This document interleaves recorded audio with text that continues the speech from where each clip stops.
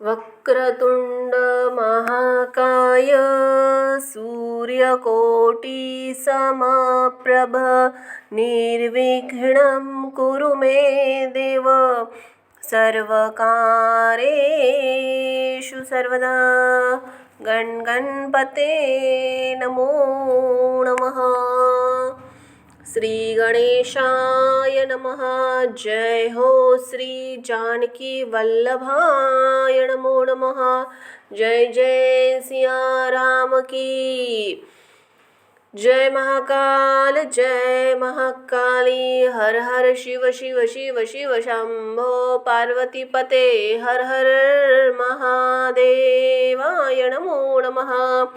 जय हो राम भक्त पवन सुत हनुमान जी महाराज की जय हो। छाया पुत्र शनि महाराज की जय हो। नंदी देवता की जय हो। गो माता की।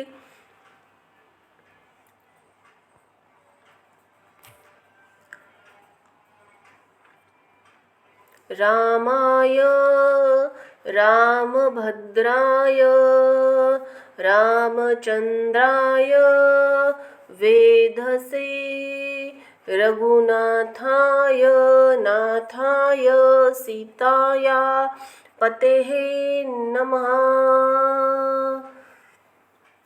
सत्यं शिवं सुंदरम। जय जय सिया राम। गोस्वामी तुलसीदास रचित श्री रामचरितमानस कथा।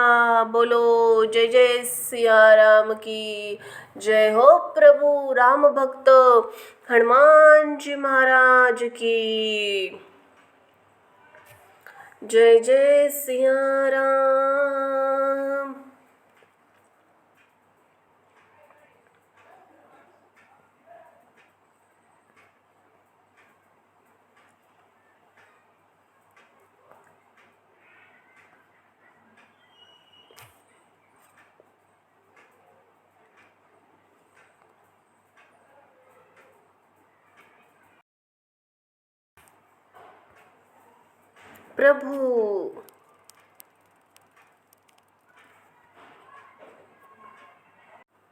प्रभु राम जी की स्तुति हिंदी में अर्थ सहित। बोलो जय जय सिया राम। राम भक्त हनुमान जी महाराज की सीताराम सियावर रामचंद्र की जय हो। जय जय हो प्रभु की। भगवान श्री राम जी की स्तुति हिंदी में अर्थ सहित।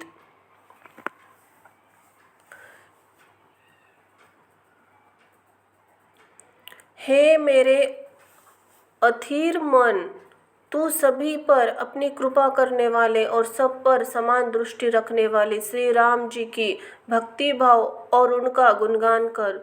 वे जगत के आने जाने की योनि के भयंकर कष्ट के डर का निवारण करने वाले हैं। श्री रामचंद्र जी के चक्षु नए बने हुए पंकज पुष्प की तरह कोमल है। मुख, हस्त और उनके चरण भी लाल पंकज पुष्प के समान हैं। श्री रामचंद्र जी के शरीर की सुंदरता की छवि अगिनत सुंदर एवं आकर्षक, मन को मोहित करने वाले कामदेव से भी ज्यादा है। श्री रामचंद्र जी की देह नए गहरे आसमानी रंग के या नील कमल के पौधे के रंग के जल से परिपूर्ण बादल रूप के समान सुंदर रंग है। पीले आकाश जैसा बादल रूप शरीर में मानो तड़ित के समान चमक रहा है। ऐसे पवित्र जानकी के पति श्री राम जी को मैं नमस्कार करता हूँ। हे मेरे चित्त से भटके हुए मन और दिनों के बंधु, भास्कर की अग्नि के समान तेजस्वी, राक्षस एवं दानव के वंश का पूरी तरह से नाश करने वाले, आनंद कंद कौशल देश रूपी आकाश में निर्मल सोम के समान श्री दशरथ नंदन श्री राम जी का भजन कर। भिन्न भिन्न तरहों के रत्नों से जड़ा हुआ मुकुट पर जो मस्तक पर धारण किए हुए हैं, जिनके कानों में कुंडल धारण किए हुए हैं, सुंदर तिलक भाल पर सुशोभित हो रहा है और शरीर के सभी अंगों पर आभूषण से सज्जित है, जो कि बहुत ही मन को आकर्षित करने वाला रूप है। भुजाएं घुटनों तक लंबी है, हाथों में धनुष्य बाण को लिए हुए है। खरदूषण दैत्य को संग्राम में पराजित करके विजय प्राप्त की है, उन श्री राम जी को मैं वंदन करता हूँ, जो मुनियों, शेष और भोलेनाथ के मन को खुश करने वाले हैं। काम, क्रोध, लोभादि शत्रुओं को नष्ट करके अच्छे भाव को जागृत करने वाले हैं। तुलसीदास की अरदास करते हैं कि वे श्री रघुनाथ जी मेरे हृदय कमल में हमेशा रहे।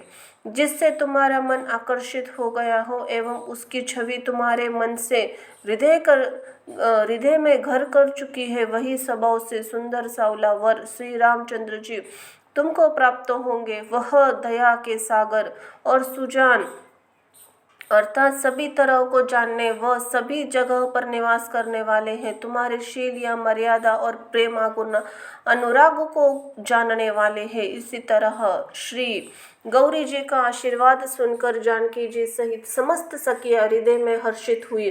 तुलसीदास जी कहते हैं, सीता जी मन में बहुत खुश होती है, क्योंकि माता भवानी को बार बार पूछकर खुशी के साथ अपने राजमहल की ओर चल पड़ती है। सरोठा गौरी जी को अनुकूल जानकर सीता जी के हृदय में जो खुशी हुई उसे व्यक्त नहीं किया जा नहीं सकता।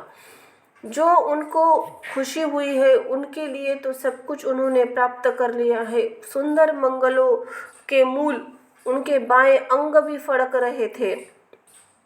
उनको अपने मन की कामना की सिद्धि का संकेत मिल रहा था। इति श्री रामचंद्र जी स्तुति। जय हो प्रभु की, जय हो सियावर रामचंद्र की, जय हो शिव शिव शिव शंभु की। राम भक्त हनुमान जी महाराज की जय हो। श्री राम चालीसा हिंदी में अर्थ सहित। जय जय सिया राम, जय हो शिव शंभो, जय हो माता पार्वती अम्बा की, राम भक्त हनुमान जी महाराज की जय हो। हे रघुवीर, भक्तों का कल्याण करने वाले भगवान श्री राम, हमारी प्रार्थना सुन लीजिए। हे प्रभु, दिन रात केवल आपका ध्यान धरता है, अर्थात हर समय आपका स्मरण करता है, उसके समान दूसरा भक्त कोई नहीं है। भगवान शिव भी मन ही मन आप ही का ध्यान करते हैं। ब्रह्मा इंद्र आपकी लीला को पूरी तरह नहीं जान सके। आपके दूत वीर हनुमान हैं, तीनों लोकों में जिनके प्रभाव को सब जानते हैं। हे कृपालु रघुनाथ, सदा संतों का प्रतिपालक श्री राम, आपकी जय हो, जय हो, जय हो प्रभु। हे प्रभु, आपकी भुजाओं में अपार शक्ति, लेकिन इनसे हमेशा कल्याण ही हुआ है, अर्थात आपने हमेशा अपनी कृपा बरसाई है प्रभु। हे देवताओं के प्रतिपालक भगवान श्री राम, आपने ही रावण जैसे दुष्ट को मारा। हे प्रभु, हे स्वामी, जिनका कोई नहीं है, उसका दामन आप ही थामते हैं, अर्थात आप ही उसके स्वामी हैं। आपने दीन दुखियों का कल्याण किया है। ब्रह्मा आदि भी आपका पार नहीं पा सके, स्वयं ईश्वर भी आपकी कीर्ति का गुणगान करते हैं। आपने हमेशा अपने भक्तों का मान रखा है प्रभु, चारों वेद इसके साक्षी है। हे प्रभु, शारदे माँ भी मन ही मन आपका स्मरण करती है। देवराज इंद्र भी आपके महिमा की पार पा न सका। जो भी आपका नाम लेता है उसके समान धन्य कोई भी नहीं है। हे श्री राम, आपका नाम अपरंपार है। चारों वेदों ने पुकार कर इसका बखान किया है, अर्थात चारों वेद आपकी महिमा की अपरंपार मानते हैं। भगवान श्री गणेश ने भी आपके नाम का स्मरण किया है। सबसे पहले उन्हें पूजनीय आपने ही बनाया। शेषनाग भी हमेशा आपके नाम का जप करते हैं, जिससे वे पृथ्वी के भार को अपने सिर पर धारण करने में सक्षम हुए हैं। आपके स्मरण से बड़े से बड़ा भारी फूल भी भार भी आपके स्मरण से बड़ा भार भी फूल के समान लगता है। हे प्रभु, आपका कोई पार नहीं पा सकता, अर्थात आपकी महिमा को कोई जान नहीं सकता। भरत ने आपका नाम अपने हृदय में धारण कर लिया, इसलिए उसे युद्ध में कोई हरा नहीं सका। शत्रुहीन ने हृदय में भी आपका नाम का प्रकाश था, इसलिए तो आपका स्मरण करते ही वे शत्रुओं का नाश कर देते थे। लक्ष्मण आपकी आज्ञाकारी थे, इसी जिन्होंने हमेशा संतों की रखवाली और सुरक्षा की।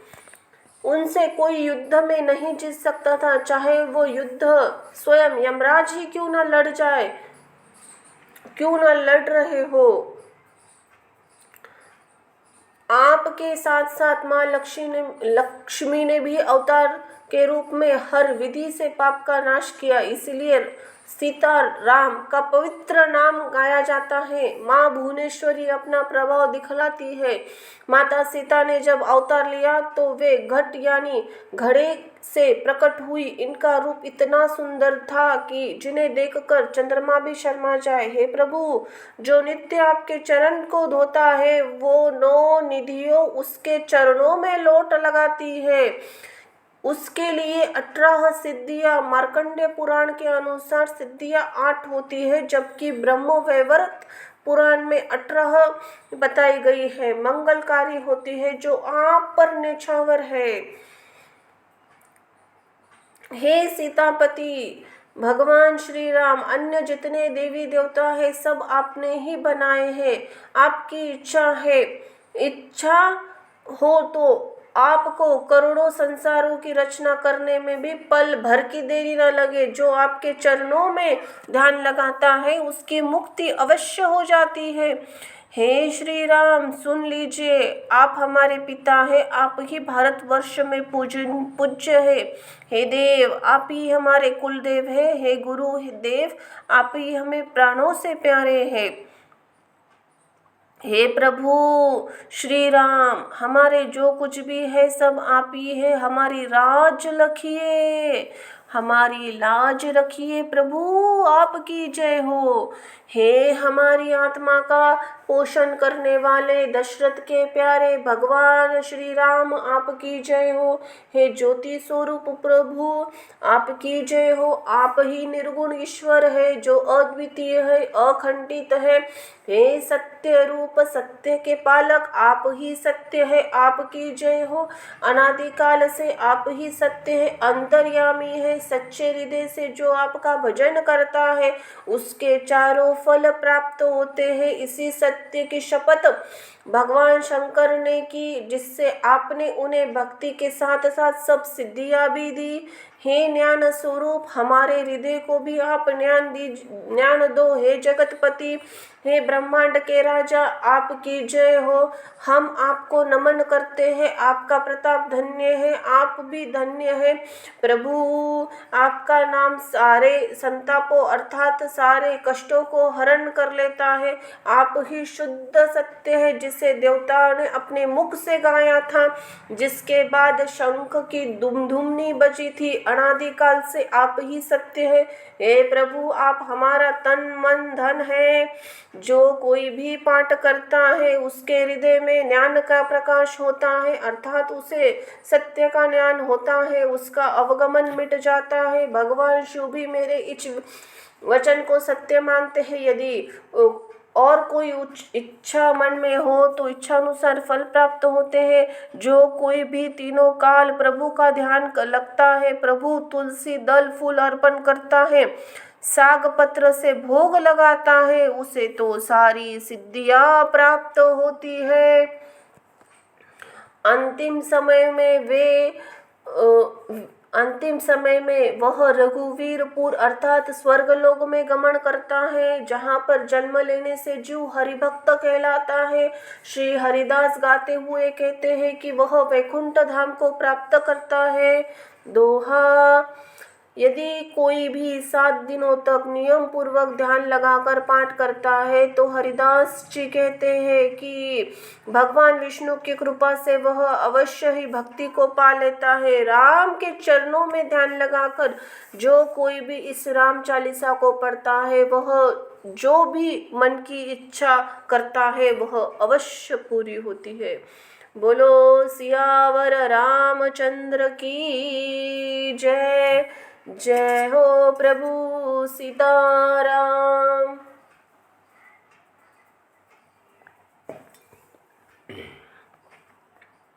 हर हर शिव शिव शंभो।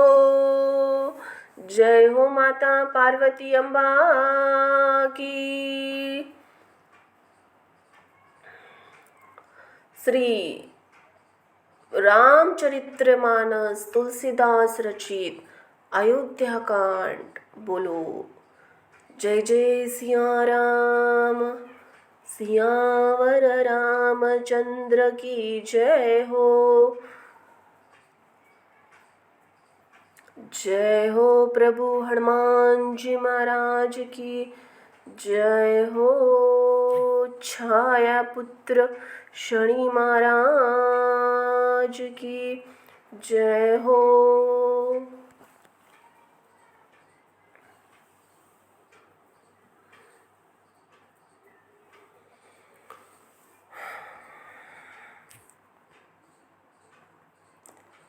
रामाय रामभद्राय रामचंद्राय वेधसे रघुनाथाय नाथाय सीताया पतये नमः। इस मंत्र का अर्थ इस प्रकार है। यह मंत्र भगवान श्री राम के कई नामों को संबोधित करता है। यह रघुकुल के वंशज राम की स्तुति है। यह उन्हें माता सीता का पति और उनसे संबंधित व्यक्ति कहता है कि जो दुख को समाप्त कर सकता है और खुशी को बढ़ावा दे सकता है। ऐसे सियावर रामचंद्र की जय हो। अयोध्या कांड चौपाइया। देवताओं के समूह विनती करके अपने अपने लोक में जा पहुँचे। समस्त लोकों की शांति देने वाले जगदा आधार प्रभु प्रकट हुए। दिनों पर दया करने वाले कौशल्या जी के हितकारी कृपाली प्रभु प्रकट हुए। मुनियों के मन को हरने वाले उनके अद्भुत रूप का विचार करके माता हर्ष से भर गई। नेत्रों को आनंद देने वाला मेघ के समान श्याम शरीर था। चारों भुजाओं में अपने खास आयुध धारण किए हुए थे। दिव्य आभूषण वनमाला पहने हुए थे। बड़े बड़े नेत्र थे। इसी प्रकार शोभा के समुद्र तथा खर राक्षसों को मारने वाले भगवान प्रकट हुए। दोनों हाथ जोड़कर माता कहने लगी, हे अनंत, मैं किस प्रकार तुम्हारी स्तुति करूं। वेद और पुराण तुमको माया और गुण ज्ञान से परे परिमाण रहित बताते हैं। श्रुति और संतजन दया सुख का समुद्र सब गुणों का धाम कहकर जिनका गान करते हैं, वही भक्तों को प्रेम करने वाले लक्ष्मीपति भगवान मेरे कल्याण के लिए प्रकट हुए हैं। वेद कहते हैं कि तुम्हारे प्रत्येक रोम में माया से रचे हुए उन्होंने अनेकों ब्रह्मांडों के समूह भरे हैं। वे तुम मेरे गर्भ में रहे। इस हंसी की बात सुनने पर धीर विवेकी पुरुषों की बुद्धि भी स्थिर नहीं रहती, विचलित हो जाती है। जब माताओं को ज्ञान उत्पन्न हुआ तब प्रभु मुस्कुराए। वे बहुत प्रकार से चरित्र करना चाहते हैं। अंत ही उन्होंने पूर्व जन्म की सुंदर कथा कहकर माता को समझाया, जिससे उन्हें पुत्र का वात्सल्य प्रेम प्राप्त हो, भगवान के प्रति पुत्र भाव हो जाए। माता की वह बुद्धि बदल गई। तब वह फिर बोली, हे तात, यह रूप छोड़कर अत्यंत प्रिय बाल लीला करो, मेरे लिए तो सुख परम अनुरूप होगा। माता का यह वचन सुनकर देवताओं के स्वामी सुजान भगवान के बाल रूप होकर रोना शुरू कर दिया। तुलसीदास कहते हैं, जो इस चरित्र का गान करते हैं वे श्री हरि का पद पाते हैं और फिर संसार रूपी कूप में नहीं गिरते। ब्राह्मण, गो, देवता और संतों के लिए भगवान ने मनुष्य का अवतार लिया। वे अज्ञानमयी मलिन माया और उसके गुण सत, रज और तम बाहरी और भीतरी इंद्रियों से परे है। उनका दिव्य शरीर अपनी इच्छा से बना है। इनकी किसी कर्म बंधन से परवश होकर त्रिगुणात्मक भौतिक पदार्थों के द्वारा नहीं है। बच्चों के रोने की बहुत ही प्यारी ध्वनि सुनकर सब रानियां उतावली होकर दौड़ी चली आई। दासियां हर्षित होकर जहां तहां दौड़ी, सारे पूर्वासी में आनंद मग्न हो गए। राजा दशरथ जी पुत्र का जन्म कानों से सुनकर मानो ब्रह्मानंद में समा गए। मन में अतिशय प्रेम है, शरीर पुलकित हो गया, आनंद में अधीर हुए, बुद्धि को धीरज देकर और प्रेम में शिथिल हुए। शरीर को संभाल कर वे उठना चाहते हैं। जिनका नाम सुनने से ही कल्याण होता है वही प्रभु मेरे घर आए हैं, यही सोचकर राजा का मन परम आनंद से पूर्ण हो गया। उन्होंने बाजे वालों को बुलाकर कहा कि बाजा बजाओ। गुरु वशिष्ठ जी के पास बुलावा गया। वे ब्राह्मणों के साथ राजद्वार पर आए। उन्होंने जाकर अनूप बालक को देखा जो रूप की राशि है, जिनके गुण कहने से समाप्त नहीं होते। फिर राजा ने नंदी मूक श्राद्ध करके सब जातक्रम संस्कार आदि किए और ब्राह्मणों को सोना, गो, वस्त्र, मणियों का दान दिया। ध्वजा, पताका और तोरने से नगर छा गया। जिस प्रकार से वह सजाया गया उसका तो वर्णन नहीं हो सकता। आकाश से फूलों की वर्षा हो रही है। सब लोग ब्रह्मानंद में मग्न है। स्त्रियां झुंड की झुंड मिलकर चली। स्वाभाविक श्रृंगार के लिए वे उठ खड़ी दौड़ी। सोने का कलश लेकर थालों में मंगल द्रव्य भरकर गाती हुई राजद्वार में प्रवेश करती है। वे आरती करके न्योछावर करती है, बार बार बच्चों के चरणों पे गिरती है। मागध, सूद, वंदीजन और गवयों रघुकुल के स्वामी के पवित्र गुणों का गान करते हैं। राजा ने किसी को भरपूर दान दिया, जिसने पाया उसने भी नहीं रखा, लुटा दिया। नगर के सभी गलियों के बीचों बीच कस्तूरी, चंदन और केसर की कीच मच गई। घर घर में मंगलमय बधावा बजने लगे, क्योंकि शोभा के मूल भगवान प्रकट हुए हैं। नगर के स्त्री पुरुष झुंड के झुंड जहाँ तहाँ आनंद मग्न हो रहे हैं। कैकेयी और सुमित्रा, इन दोनों ने भी सुंदर पुत्रों को जन्म दिया। उस सुख और संपत्ति और समाज का वर्णन सरस्वती और सर्पों के राजा शेष जी भी नहीं कर सकते। अवधपुरी इस प्रकार सुशोभित हो रही है मानो रात्रि प्रभु से मिलने आई हो। सूर्य को देखकर मन में संकुचा हो गई हो, परंतु फिर भी मन में विचार कर वह मानो संध्या बनकर रह गई हो। अगर की धूप का बहुत से धुआं मानो संध्या का अंधकार है। जो अड़ंबर उड़ रहा है वही उसकी लताई है। महलों की मणियों समूह है, वे मानो तारांगण है। राजमहल का जो कलश है वही मानो श्रेष्ठ चंद्रमा है। राजभवन में जो अति कोमल वाणी से वेद ध्वनि हो रही है वही मानो समयानुकूल सनी हुई पक्षियों की चहचहाट है। यह कौतुक देखकर सूर्य भी अपनी चाल भूल गए। एक महीना उन्होंने जाता हुआ न जाना, अर्थात उन्हें एक महीना वही बीत गया। महीने भर के दिन हो गया, इस रहस्य को कोई नहीं जानता। सूर्य अपने रथों सहित वही रुक गए। फिर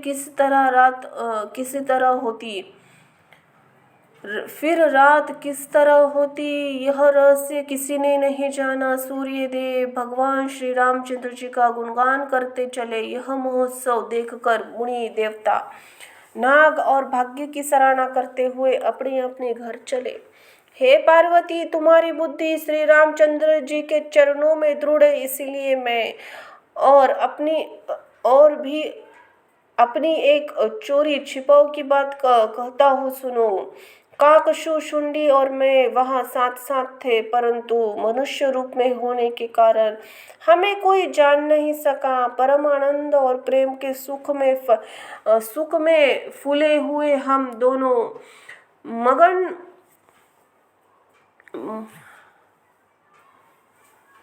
हम दोनों मगन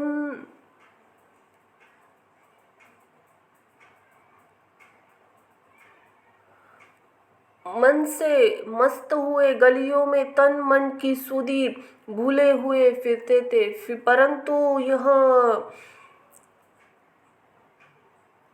शुभ चरित्र वही जान सकता है जिस पर श्री रामचंद्र जी की कृपा हो।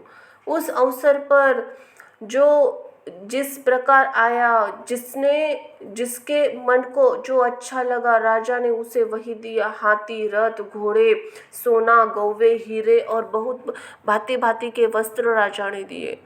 राजा ने सबके मन को संतुष्ट किया। इससे सब लोग जहाँ तहाँ आशीर्वाद दे रहे थे कि तुलसीदास के स्वामी सब पुत्र, चारों राजकुमार चिरंजीवी दीर्घायु हो।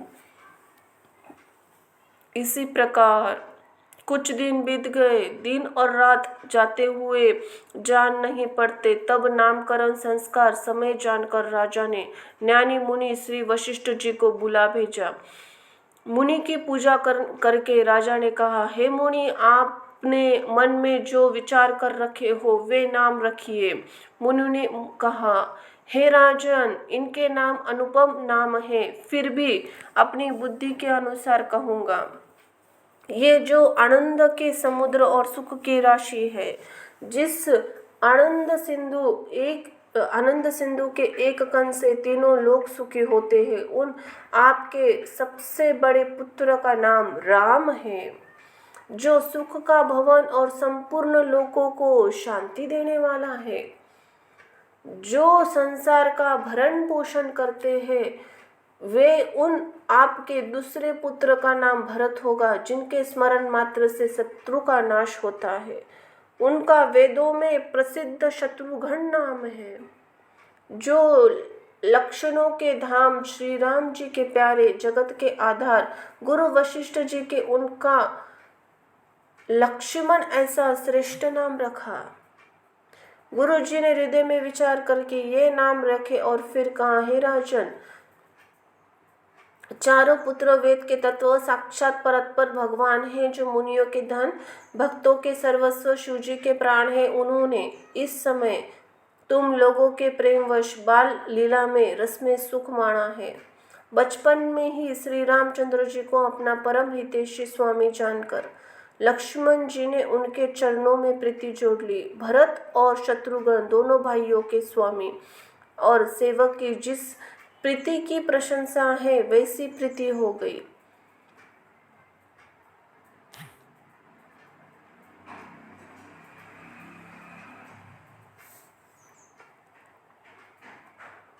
श्याम और गौर शरीर वाले दोनों सुंदर जोड़ियां शोभा को देखकर माताएं तृण तोड़ती है। जिसमें दिठ न लग जाए ये चारों पुत्र, शील, रूप और गुणों के धाम, तो भी सुख के समुद्र श्री रामचंद्र जी सबसे अधिक है। उनके हृदय में कृपा रूपी चंद्रमा प्रकाशित है। उनके मन को हरने वाली हंसी उस कृपा रूपी चंद्रमा की किरणों को सूचित करती है। कभी गोद में लेकर तो कभी उत्तम पालनों में लिटाकर माता प्यारे ललना कहकर दुलार करती है। जो सर्वव्यापक, निरंजन, माया रहित, निर्गुण, विनोद रहित और अजन्मा ब्रह्म है, वही प्रेम और भक्ति के वश कौशल्या जी के गोद में खेल रहे हैं। उनके नील कमल है गंभीर जल से भरे हुए, मेघ के समान श्याम शरीर में करोड़ों कामदेव की शोभा है। लाल लाल चरण कमलों की नकों से शुभ्र ज्योति ऐसी मालूम होती है जैसे लाल कमल के पत्तों पर मोती स्थिर हो गए हो। चरण तलों में व्रज, ध्वजा और अंकुश के चिन्ह शोभित है। नूपुर पैजन की ध्वनि सुनकर मुनियों का मन भी मोहित हो जाता है। कमर में करधनी और पेट पर 3 रेखाएं त्रिवली है। नाभि की गंभीरता को तो वही जानते हैं जिन्होंने उसे देखा है। बहुत से आभूषणों से सुशोभित विशाल भुजा है। हृदय पर वाघ के नख की बहुत ही निराली छटा है। छाती पर रत्नों से युक्त मणियों के हार की शोभा और ब्राह्मण भृगु के चरण चिन्हों को देखते ही मन लुभा जाता है। कंड शंख के समान उतार चढ़ाने वाला 3 रेखाओं से सुशोभित है और हुडी बहुत ही सुंदर है। मुख पर असंख्य कामदेव की छटा छा रही है। 2 सुंदर दंतुलिया है। लाल लाल होठ है। नासिका तिलक के सौंदर्य का तो वर्णन ही कौन कर सकता है। सुंदर कान और बहुत ही सुंदर गाल है। मधुर तोतले शब्द बहुत ही प्यारे लगते हैं। जिनके समय से रखे हुए चिकने और घुंघराले बाल है, जिनके माता ने बहुत प्रकार से बनाकर सवार दिया है। शरीर पर पीली झुंगली पहनाई हुई है। उनका घुटनों और हाथों का बल चलना मुझे बहुत ही अच्छा और प्यारा लगता है। उनके स्वरूप का वर्णन वेद और शेषनाग जी भी नहीं कर सकते। उसे वही जानता है जिसने कभी स्वप्न में भी नहीं देखा हो, जो सुख के पुच्छ मोह से परे तथा ज्ञान वाणी और इंद्रियों से अतीत है। वे भगवान दशरथ कौशल्या के अत्यंत प्रेम के वश होकर पवित्र बाल लीला करते हैं।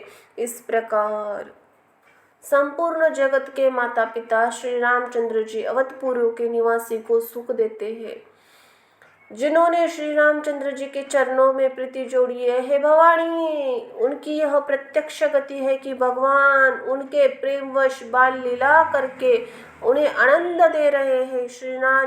श्री रघुनाथ जी का विमुख रहकर मनुष्य चाहे करोड़ों उपाय करे, परंतु उसका संसार बंधन कौन छुड़ा सकता है। जिसने सब चराचर जीवों को अपने वश में कर रखा है, वह माया भी प्रभु से भय खाती है। भगवान उस माया को भवों के इशारों पर नचाते हैं।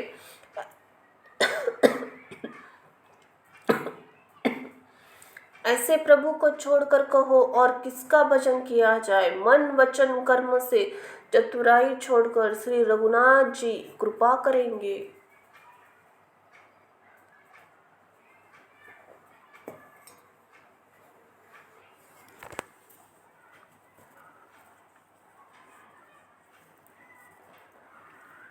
इस प्रकार से प्रभु श्री राम जी ने बाल क्रीड़ा और की समस्त नगरवासियों को सुख दिया। श्री कौशल्या जी कभी उन्हें गोद में लेकर हिलाती डुलाती तो कभी पालने में लिटाकर झुलाती थी।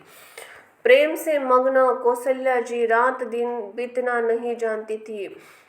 पुत्र के स्नेहवश माता उनके बाल चित्रों का गान किया करती थी।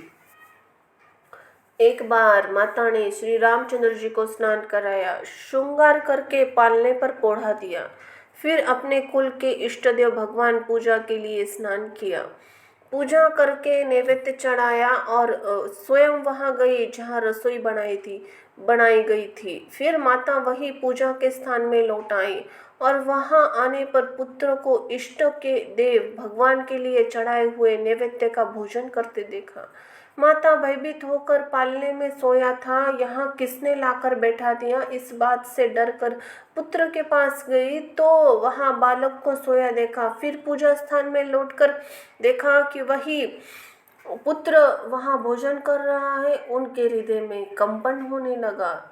मन को धीरज नहीं होता। वह सोचने लगी, वहाँ मैंने 2 बालकों को देखे, यह मेरी बुद्धि का भ्रम है या कोई विशेष कारण है।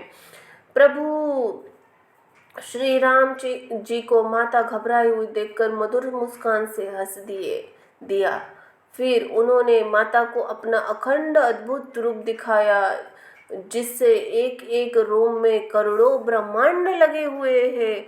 अगणित सूर्य, चंद्रमा, शिव, ब्रह्मा, बहुत से पर्वत, नदियाँ, समुद्र, पृथ्वी, वन, काल, कर्म, गुण, ज्ञान स्वभाव से देखे और वे पदार्थ भी देखे जो कभी सुने भी न थे। सब प्रकार से बलवती माया को देखा। वह भगवान के सामने अत्यंत भयभीत हाथ जोड़ी खड़ी है। जीव को देखा जैसे वह माया को नचाती है, और फिर भक्ति को देखा जो जीव को माया से छुड़ा देती है।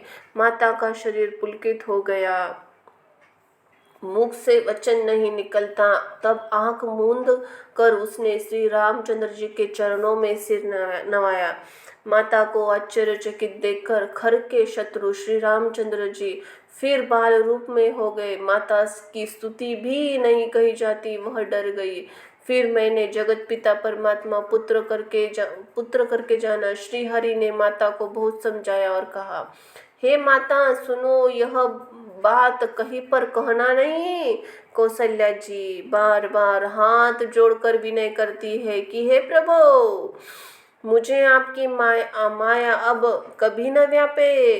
भगवान ने बहुत प्रकार की बाल लीलाएं की और अपने सेवकों को अत्यंत आनंदित किया। कुछ समय बीतने पर चारों भाई बड़े होकर कुटुंबियों को सुख देने वाले हुए। तब गुरुजी ने जाकर चुंडाकर्म संस्कार किया। ब्राह्मणों ने फिर बहुत सी दक्षिणा पाई। चारों सुंदर कुमार बड़े ही मनोहर अपार चरित्र करते फिरते हैं, जो मन वचन और कर्म से अगोचर है। वही प्रभु दशरथ जी के आंगन में विचर रहे हैं। भोजन करने में सब समय जब राजा बुलाते हैं तब वे बाल सखाओं समाज को छोड़कर नहीं आते। कौशल्या जी के जब बुलाने जाती हैं तब प्रभु ठुमक ठुमक कर भाग चलते हैं। जिनका वेद नीति इतना नहीं कहकर निपुण करती है, और शिव जी जिनका अंत नहीं पाया, माता उन्हें हठपूर्वक पकड़ने के लिए दौड़ती है। वे शरीर में धूल लिपटे हुए आए और राजा ने हंसकर उन्हें गोद में उठा लिया। भोजन करते हैं पर चित्त चंचल है। अवसर पाकर मुंह में दही भात लटकाए किलकारी मारते हुए इधर उधर भोजन भाग चले। श्री रामचंद्र जी बहुत ही सरल भोली और सुंदर मन भवानी बाल लीलाओं को सरस्वती, शेष जी, शिव जी वेदों का गान किया है, और जिनका मन बाल लीलाओं में अनुरक्त हुआ है, विधाता ने उन मनुष्यों को वंचित कर दिया, नितांत भाग्यहीन बढ़ाया। जो ही सब भाई कुमार अवस्था में हुए, त्यों ही गुरु पिता और माता के उनका यज्ञोपवीत संस्कार किया। श्री रघुनाथ जी भाइयों सहित गुरु के घर में विद्या पढ़ने के लिए गए, और थोड़े ही समय में उनको सब विद्या आ गई। चारों वेद जिनके स्वभाव का श्वास है वे भगवान पढ़े। यह बड़ा कौतुक है, अचरज है। चारों भाई विद्या विनय गुणशील में बड़े ही निपुण, और सब राजाओं की लीलाओं का खेल खेलते हैं। हाथ में बाण धनुष्य बहुत शोभाई देते हैं। रूप देखते ही चराचर जड़ चेतन मोहित हो जाते हैं। वे सब भाई गलियों में खेलते हुए निकलते हैं। तब उन गलियों में सभी स्त्री पुरुष उनको देखकर स्नेह से शिथिल हो जाते और अथवा ठिठक कर रह जाते हैं। कौशल्यापुर के रहने वाले स्त्री पुरुष बूढ़े और बालक सभी कृपालु श्री रामचंद्र जी के प्राणों से भी प्रिय लगते हैं। श्री रामचंद्र जी भाइयों और इष्ट मित्रों को बुलाकर साथ ले लेते हैं। नित्य वन में जाकर शिकार खेलते हैं। मन में पवित्र समझकर मृगों को मारते हैं। प्रतिदिन लाकर राजा दशरथ जी को दिखलाते हैं। जो मृग श्री रामचंद्र जी के बाणों से मारे जाते हैं वे शरीर छोड़कर देवलोक चले जाते हैं। श्री रामचंद्र जी ने अपने छोटे भाइयों और सखा के साथ भोजन करते हैं। माता पिता का आज्ञा का पालन करते हैं। जिस प्रकार नगर के लोग सुखी हो, कृपा निधान श्री रामचंद्र जी वही संयोग लीला करते हैं। वे मन लगाकर वेद पुराण सुनते हैं, फिर स्वयं छोटे भाइयों को समझाकर कहते हैं। श्री रघुनाथ जी प्राप्त काल उठकर माता पिता गुरु को मस्तक नवाते हैं, आज्ञा लेकर नगर का काम करते हैं। उनके चरित्र देख कर राजा मन में बड़े हर्षित होते हैं। जो व्यापक अकल निरवयव इच्छा रहित अजन्मा निर्गुण है तथा जिनका नाम न है वही भगवान भक्तों के लिए नाना प्रकार के अनुपम अलौकिक चरित्र करते हैं। यह सब चरित्र मैंने गाकर बखाकर अब आगे की कथा मन लगाकर सुनो। ज्ञानी महामुनि विश्वामित्र जी वन में शुभ आश्रम पवित्र स्थान जाकर बसते थे, जहाँ मुनि जप यज्ञ और योग करते थे, परंतु मारीच और सुबाहु से सब डरते थे। यज्ञ देखते ही राक्षस दौड़ पड़ते थे, उपद्रव मचाते थे, जिससे मुनि बहुत दुख पाते थे। गांधी के पुत्र विश्वामित्र ने मन में चिंता छा गई कि ये पापी राक्षस भगवान के मारे बिना न मरेंगे। तब श्रेष्ठ मुनि ने मन में विचार किया कि प्रभु ने पृथ्वी का भार हरने के लिए अवतार लिया है। इससे बहाने जाकर मैं उनके चरणों के दर्शन करूं और विनती करके दोनों भाइयों को ले आऊं। आहा, जो ज्ञान वैराग्य सब गुणों का धाम है, उन प्रभु के नेत्र भरकर देखूंगा। बहुत प्रकार से मनोरथ करते हुए जाने में देर न लगी। सरयू जी के जल में स्नान करके वे राजा के द्वार पर पहुंचे। राजा ने जब मुनि का आना सुना तब वे ब्राह्मण के समाज को साथ लेकर मिलने गए और दंडवत करके मुनि का सम्मान करते हुए उन्हें लाकर अपने आसन पर बिठाया। चरणों के धोकर बहुत पूजा की और कहा, मेरे समान धन्य आज दूसरा कोई नहीं है। फिर अनेक प्रकार के भोजन करवाए, जिससे श्रेष्ठ मुनि अपने हृदय में बहुत हर्ष प्राप्त हुआ। फिर राजा ने चारों पुत्रों को मुनि के चरणों पर डाल दिया, उन्हें प्रणाम कराया। श्री रामचंद्र जी देख कर मुनि अपनी देह की सुधि भूल गए। वे श्री रामचंद्र जी के मुख की शोभा देखते ही मग्न हो गए, मानो चौकर पूर्ण चंद्रमा को देखकर लुभा गया हो। तब राजा ने मन में हर्षित होकर वचन कहे, हे मुनि, इस प्रकार कृपा तो आपने कभी नहीं की। आज किस कारण से शुभागमन हुआ है, कहिए, उसे पूरा करने में देर न लगाऊंगा। मुनि ने कहा, हे राजन, राक्षसों ने समूहों से मुझे बहुत सताते हैं, इसीलिए मैं तुमसे कुछ मांगने आया हूँ। छोटे भाई सहित श्री रघुनाथ जी मुझे दो, राक्षसों के मारे जाने पर मैं सनात और सुरक्षित हो जाऊंगा। हे राजन, प्रसन्न मन से इनको दो, मोह और अज्ञान का छोड़ दो। हे स्वामी, इससे तुमको धर्म और सुयश की प्राप्ति होगी, इनका परम कल्याण होगा। इस अत्यंत अप्रिय वाणी को सुनकर राजा के हृदय कांप उठा। मुनि की उनके मुख की कांति फीकी पड़ गई। उन्होंने कहा, हे ब्राह्मण, मैंने चौथेपन में 4 पुत्र पाए हैं, आपने विचार कर बात नहीं कही। हे मुनि, आप पृथ्वी, गो, धन, खजाना मांग लीजिए, आज मैं बड़े हर्ष के साथ आपको सर्वस्व दे दूंगा। देह प्राणों से भी अधिक प्यारा कुछ नहीं होता, मैं उसे भी एक पल में दे दूंगा। ये सभी पुत्र प्राणों के समान प्यारे हैं, उनमें भी है प्रभु राम को तो किसी प्रकार देते नहीं बनता। कहा अत्यंत डरावने क्रूर राक्षस, कहाँ परम किशोरावस्था के बिल्कुल सुकुमार मेरे सुंदर पुत्र।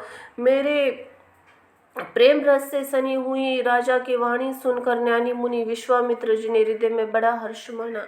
तब वशिष्ठ जी ने राजा को बहुत प्रकार से समझाया, जिससे राजा का संदेह नाश का प्राप्त हुआ। राजा ने बड़े ही आदर से दोनों पुत्रों को बुलाया, हृदय से लगाकर बहुत उन्होंने शिक्षा दी। फिर कहा, हे नाथ, ये दोनों पुत्र मेरे प्राण हैं। हे मुनि, अब आप ही इनके पिता है, दूसरा कोई नहीं है। राजा ने बहुत प्रकार से आशीर्वाद देकर पुत्रों के ऋषि के हवाले कर दिया। फिर प्रभु माता के महल में गए, उनसे चरणों में सिर नवाकर चले।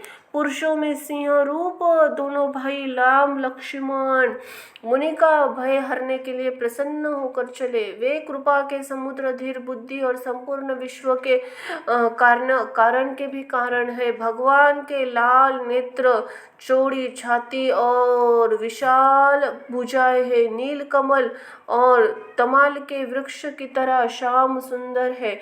कमर पीताम्बर पहने हुए, सुंदर तरकस किए हुए, दोनों हाथ में क्रमशः सुंदर धनुष और बाण है। श्याम और गौर वर्ण के दोनों भाई परम सुंदर है। विश्वामित्र जी के महान निधि प्राप्त हो गए। वे सोचने लगे, मैं जान गया कि प्रभु ब्रह्मण्य देव ब्राह्मणों के भक्त है। मेरे लिए भगवान ने अपने पिता को भी छोड़ दिया। मार्ग में चले जाते हुए मुनि ने ताड़का को दिखलाया। शब्द सुनते ही वह क्रोध करके दौड़ी। श्री राम ने एक ही बाण से उसके प्राण हर लिए। दीन जानकर उसको निजपत अपना दिव्य स्वरूप दिया। तब ऋषि विश्वामित्र ने प्रभु को मन से विद्या का भंडार समझाते हुए लीलाओं को पूर्ण करने के लिए ऐसी विद्या दी जिससे भूख प्यास न लगे, शरीर में अतुलित बल और तेज का प्रकाश हो। सब अस्त्र शस्त्र समर्पण करके मुनि प्रभु श्री राम जी को अपने आश्रम में ले आए और उन्हें परम हित जानकर भक्तिपूर्वक कंद मूल और फल का भोजन कराया। सवेरे श्री रघुनाथ जी मुनि से कहा, आप जाकर निडर होकर यज्ञ कीजिए।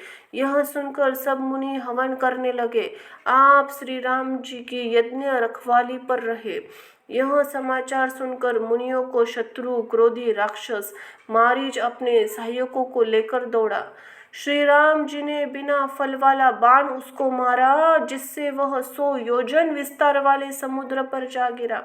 फिर सुबाहु अग्नि बाण मारा। इधर छोटे भाई लक्ष्मण जी ने राक्षसों को की सेना का संहार कर डाला। इस प्रकार लक्ष्मण श्री राम जी ने राक्षसों को मारकर ब्राह्मणों को निर्भय कर दिया। तब सारे देवता मुनि स्तुति करने लगे। श्री रघुनाथ जी का वहाँ कुछ दिन रहकर ब्राह्मणों को दया के भक्ति के कारण ब्राह्मणों को उन्हें पुराणों की बहुत सी कथाएं कही। यद्यपि प्रभु सब जानते थे। तदनंतर मुनि ने आदरपूर्वक समझाकर कहा, हे प्रभु, चलकर एक चरित्र देखिए। रघुकुल के स्वामी श्री रामचंद्र जी ये धनुष्य यज्ञ की बात सुनकर मुनि श्रेष्ठ विश्वामित्र जी के साथ प्रसन्न होकर चले।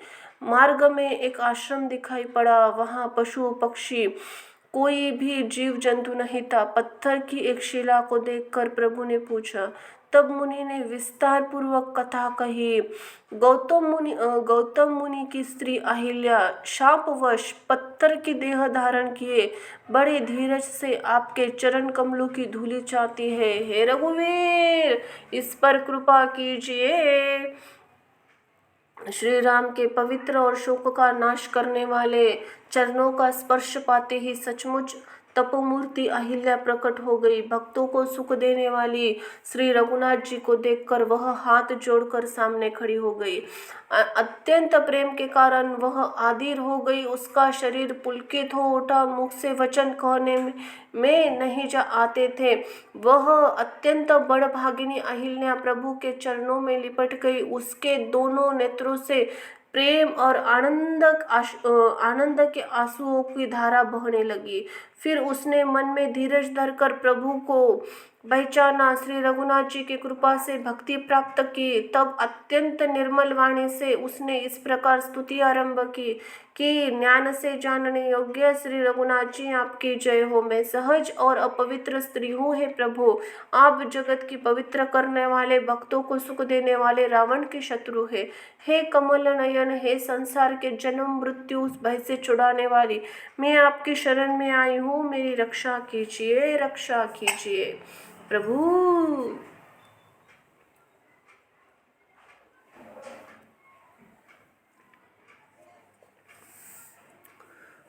मुनि ने जो मुझे शाप दिया सो बहुत ही अच्छा किया।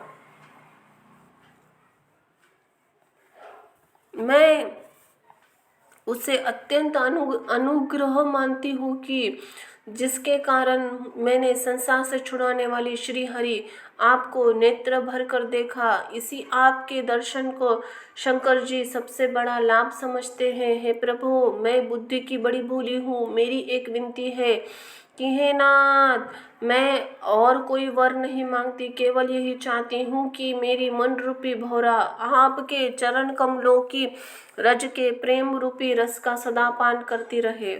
जिस चरणों से परम पवित्र देवी नदी गंगा जी प्रकट हुई, जिन्हें शिव जी ने सिर पर धारण किया और चरण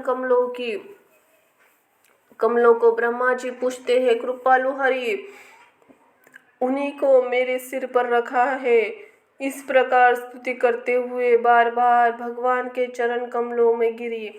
जो मन को बहुत ही अच्छा लगा, उस वेर को पाकर गौतमी स्त्री अहिल्या आनंद में भरी हुई पाताल लोक को चली गई।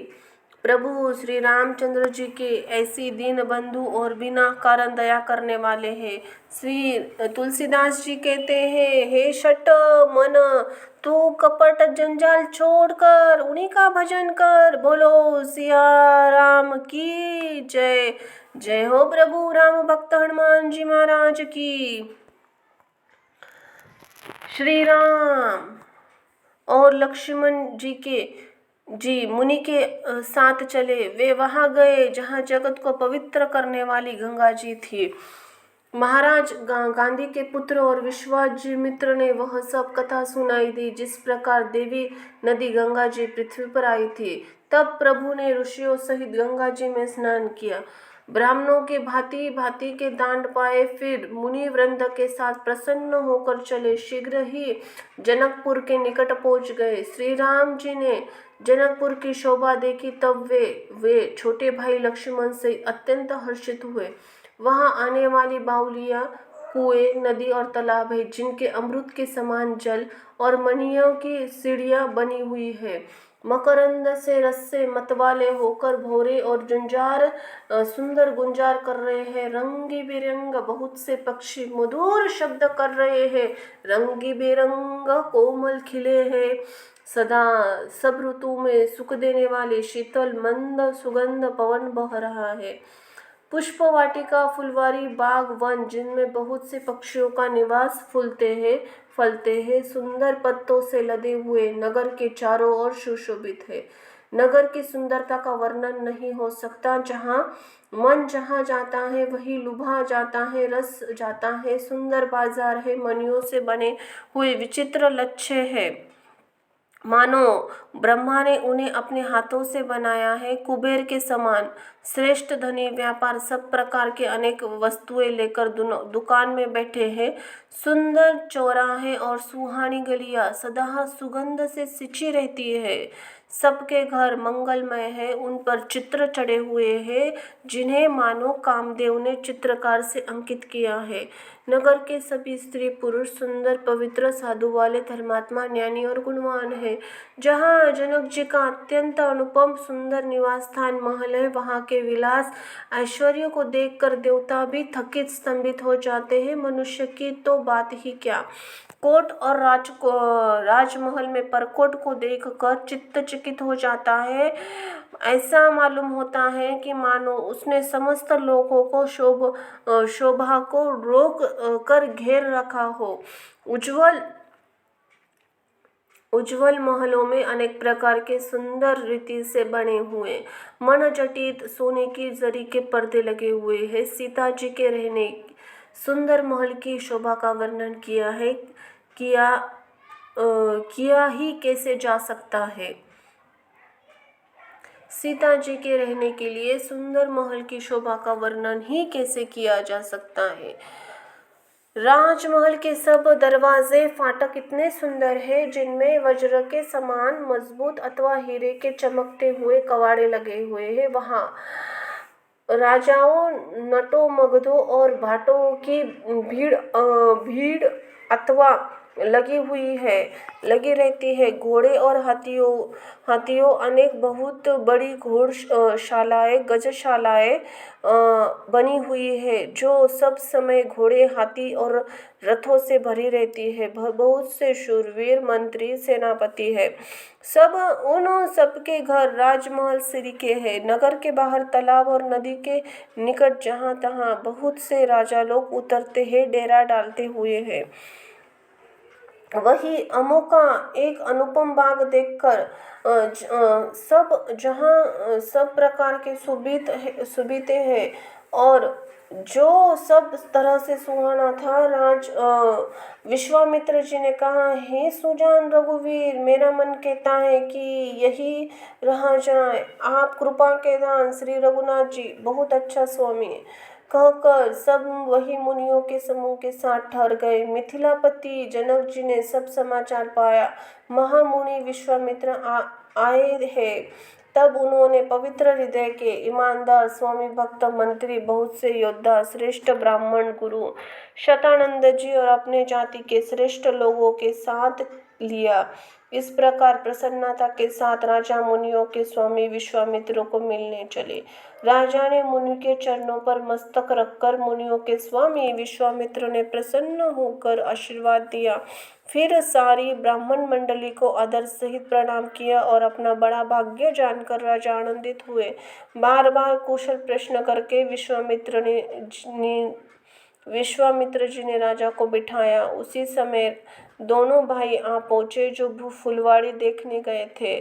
सुकुमार किशोरावस्था वाले श्याम और वर्ण के दोनों कुमार नेत्रों को सुख देने वाले और सारे विश्व को चित्त को चुराने वाले हैं। अब जब रघुनाथ जी आए तब सभी उनके रूप एवं तेज से प्रभावित होकर उठकर खड़े हो गए। विश्वामित्र जी ने उनको अपने पास बिठा लिया। दोनों भाइयों को देखकर सभी सुखी हो गए। सबके नेत्रों में जल भर आया।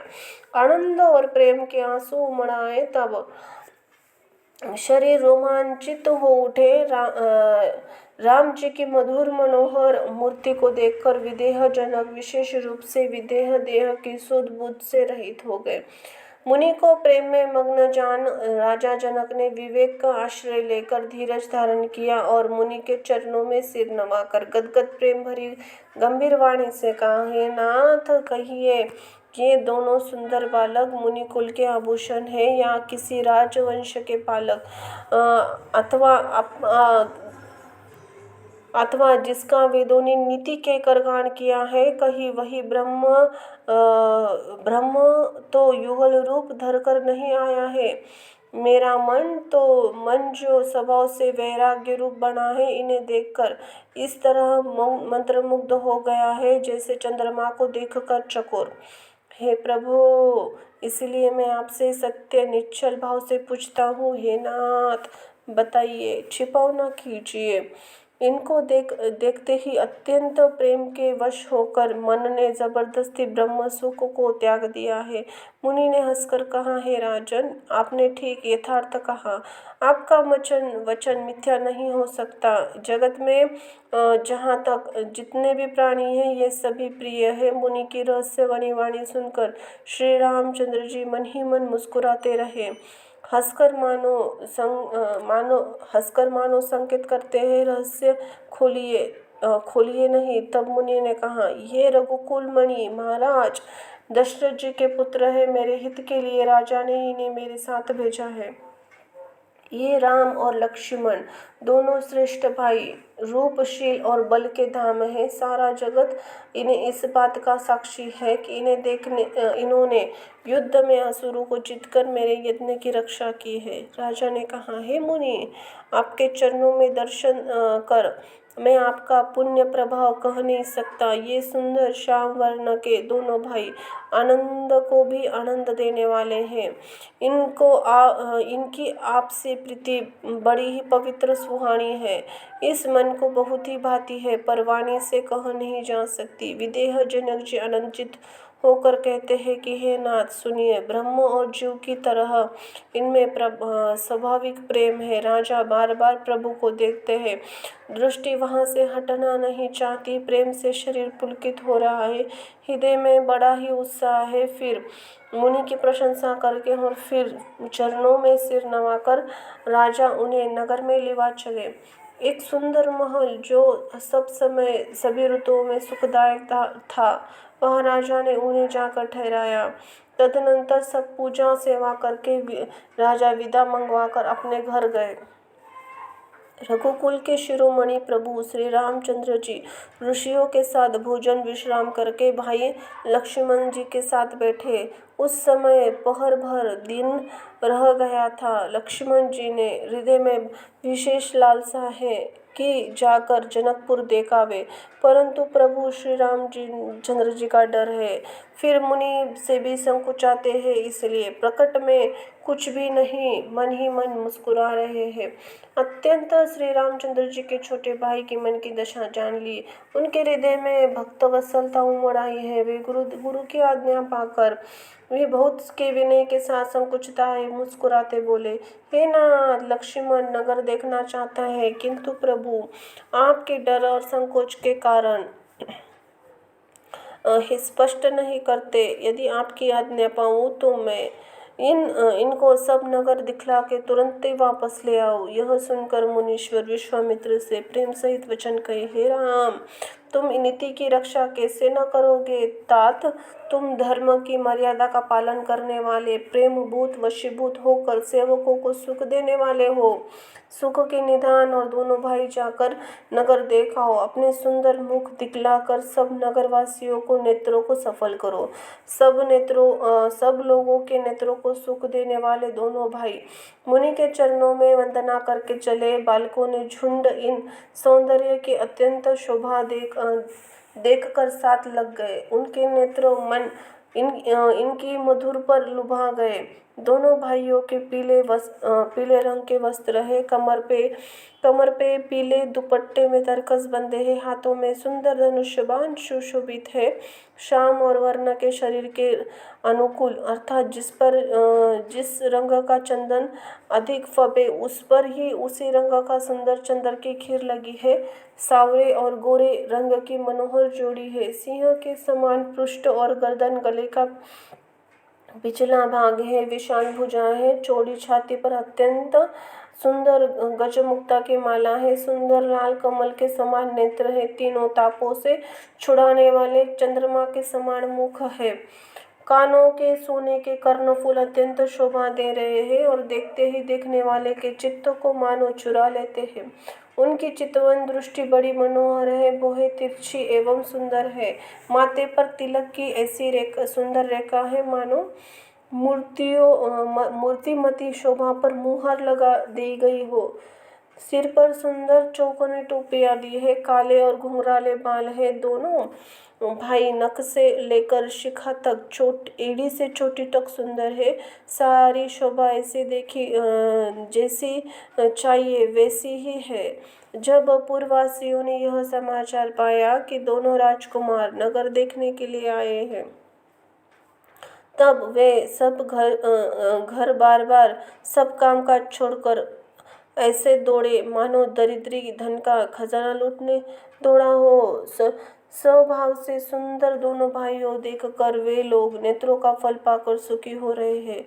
युवती स्त्रियां घर के झरोखों से लगी हुई प्रेम सहित श्री रामचंद्र जी के रूप को नहीं देख रही है, वे अपने बड़े प्रेम से बातें कर रही है। हे सखी, इनके करोड़ों कामदेव की छवि को जीत लिया है। देवता, मनुष्य, असुर, नाग और मुनियों में ऐसी शोभा तो कहीं सुनने भी नहीं आती। भगवान विष्णु के 4 भुजाएं हैं, ब्रह्मा जी 4 मुख है, शिव का विकट भयानक वेश है, उन्हीं के 5 मुख है। हे सखी, दूसरा ऐसा देवता नहीं है जिनके साथ इस छवि की उपमा दी जाए। इनकी किशोरावस्था, ये सुंदर घर सावले गोरे रंग के तथा सुखों के धाम है। आज इसके अंग अंग पर करोड़ों कामदेव को निछावर कर देना चाहिए।